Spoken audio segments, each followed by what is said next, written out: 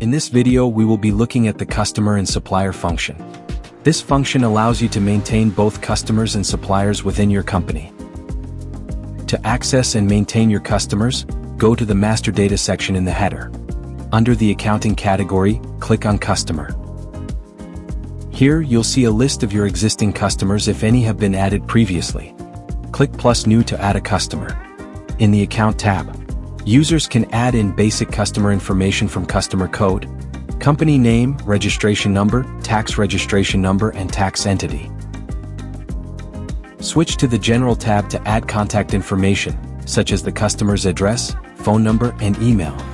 Under the Others tab, you can assign a sales agent, set the customer's currency, and define their credit term if applicable. Use the Note tab to include any remarks or important notes about this customer for internal reference. Let's try adding our first customer into the system. When you enter the company name, the system automatically generates a customer code based on its initials, but you can customize it as needed. Add the registration number. To add tax information, click the drop-down arrow in the Tax Entity section. A small window will appear. Click the plus symbol to continue and enter the relevant tax registration number and details. If you don't have the customer's tax information yet, use the Request Company Tax Information feature at the top of the page. This will generate a unique link to share with your customer so they can submit the details directly. Make sure the tax details provided match the records on the My Invoice portal to avoid any discrepancies or delays in processing. In this case, we have all the required information, so we'll proceed by entering the tax details manually.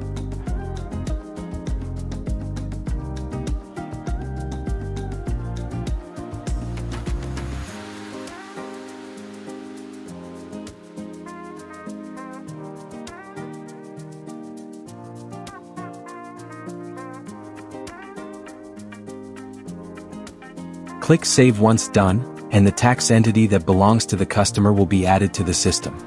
Open the General tab to add further details.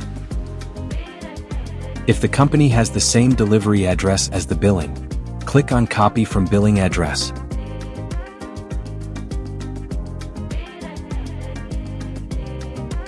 Next, click the Others tab to add a new sales agent into the system.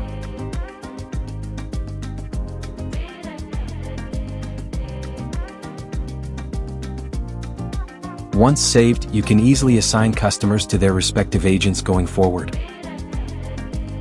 With all information complete, click Save to finalize the new customer profile.